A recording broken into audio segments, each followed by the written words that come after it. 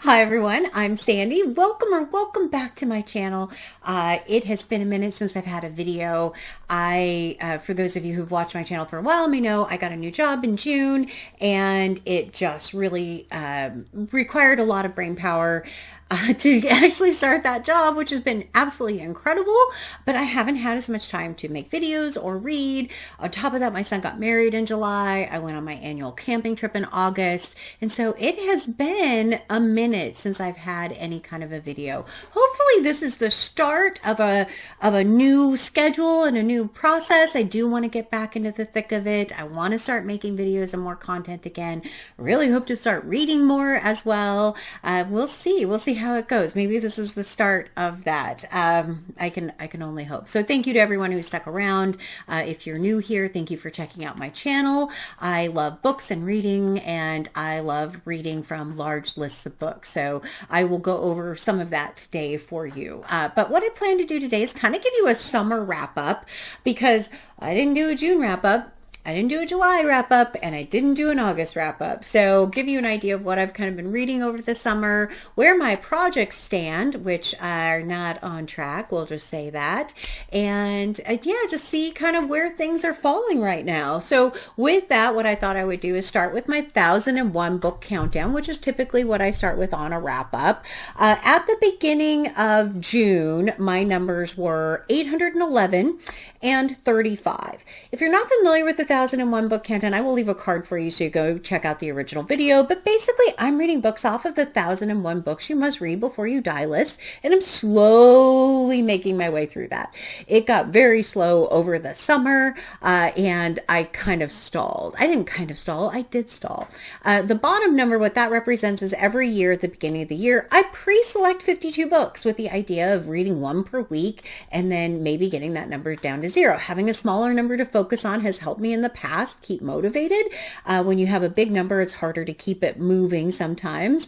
But that lower number usually helps me kind of keep motivated. This year, I was at 35 at the beginning of the summer. Where did I end up? I ended up at 808 and 32.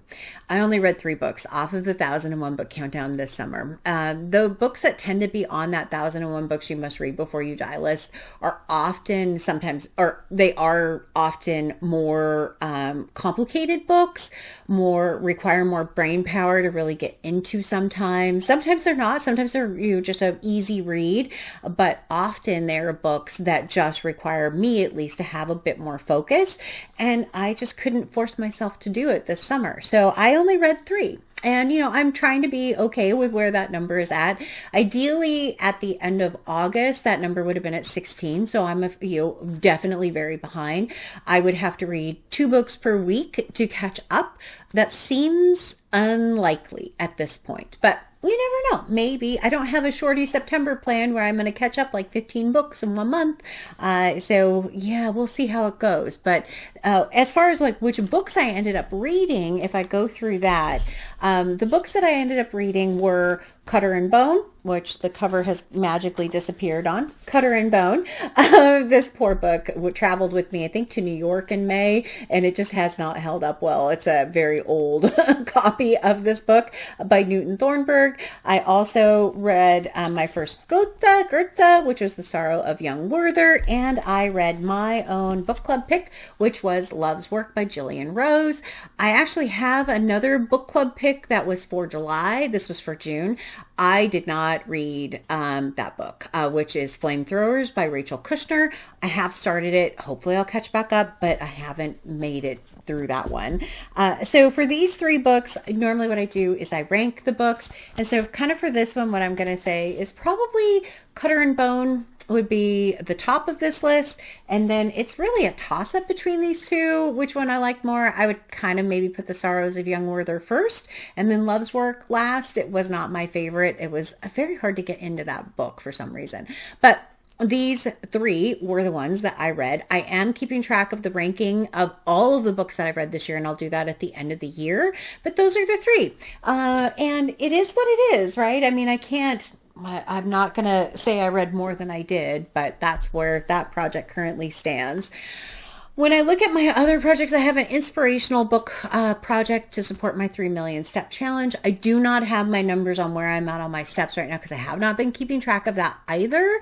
I've been doing a lot of biking, a lot of walking, a lot of outdoor stuff, but I haven't been keeping up with the spreadsheet that I have. So hopefully by the end of September, I'll have an update for that. But I do have an update for the books. Out of the 12 books I selected for my inspirational books, I had read 5 before the summer, and I read 1 more. I read this one, Adrift, 67 Days Lost at Sea. I have 6 more to read, so I am 2 behind in this project. That's not horrible. This particular one wasn't necessarily my favorite. I think my favorite right now still is Between Two Kingdoms by Sulika Jaloud. That book just really crushed me. This one is more technical kind of in nature. It is, you get a lot of information about how he survived, around how he filtered water or how he caught fish or things of that nature, but you don't get a lot of story really with it. It is truly inspirational in that he survived this long out here on just with very limited supplies. That part is absolutely incredible. But yeah, it was lacking a little bit for me in the story. But if you like stories where you have a lot of technical detail, this one might be a good read for you, possibly. But that is the one inspirational book that I have read. So I have 6 left for the year. We'll see. I don't know yet. We'll see how I do. My other project are my TBR veteran project. I really wanted to focus on the oldest books that were on my shelf for this year. I'd selected 24 books, given it was 2024. I have now read 11 and I have 13 left, which is definitely, again, behind. And I don't know how to necessarily catch up on that either. The books that I read over the summer, the first one is also one of the books I had selected for my Big Book Summer Challenge, and that is Stephen King's It. This had been on my shelf for a very long time. It is a chunker of a book. I read this with my friend Sonia, so thank you so much, Sonia, for reading this book with me. I really appreciate it.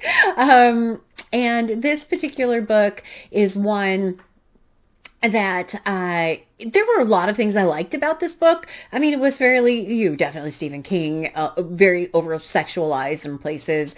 There were some great characters, some great kids' relationships, and just how they treated each other, and the major problems that they were going through when they were young. There's a lot in this book that's about them when they're young and not as much as when they're old.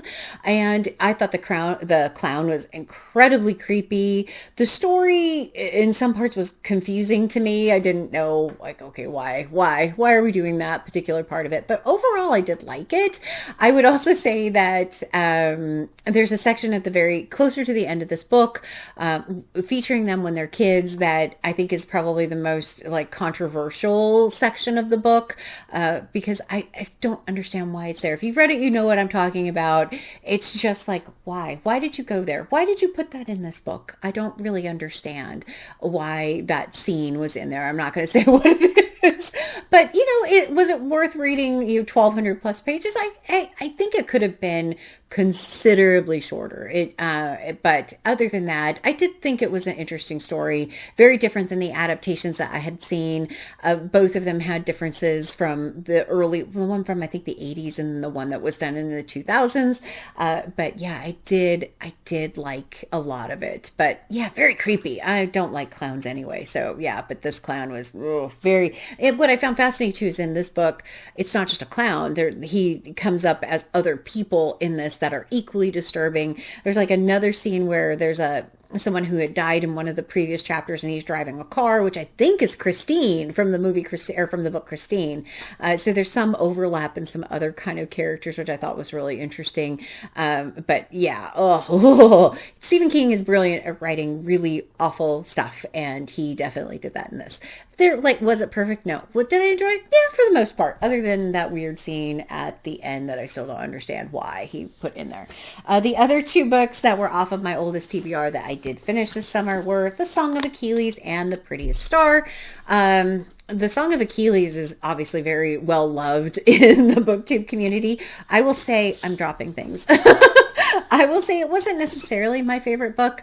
I'm glad I read it, but I didn't like fall in love with it like some people did. Yeah, so that one was tough. The Prettiest Star broke my heart. I read this in June, and it definitely was tough. I thought that this was very well done.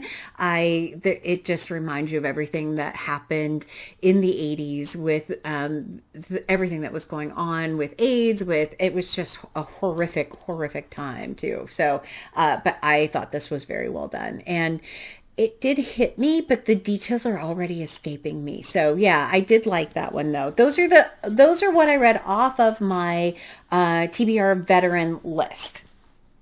So not horrible, but not great either. I mean, I did read some. I really didn't prioritize them, but I didn't prioritize reading either. So yeah.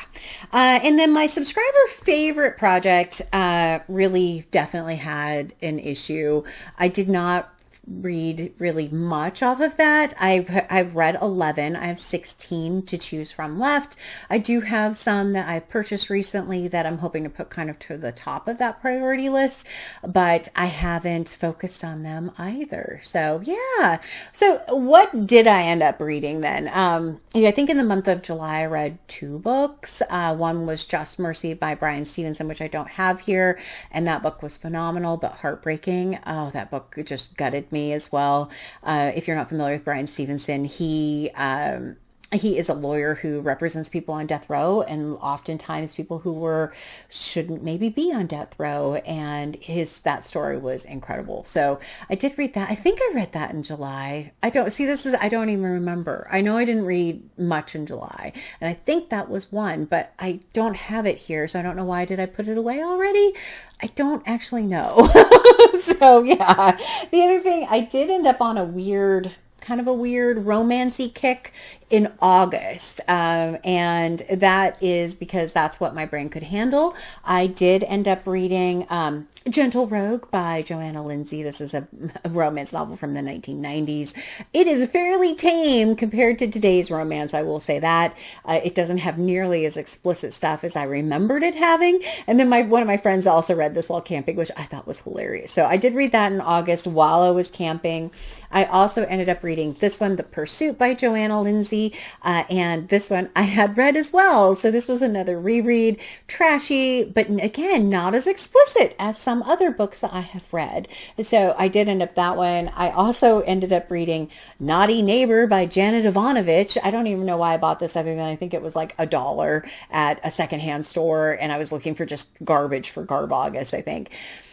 This one, there's just nothing to this book. There's no substance, and there's not even any spice to it. So it was just kind of like, okay, I was reading it going, why am I reading this? The character's like relationship wasn't really developing in a way that made any sense.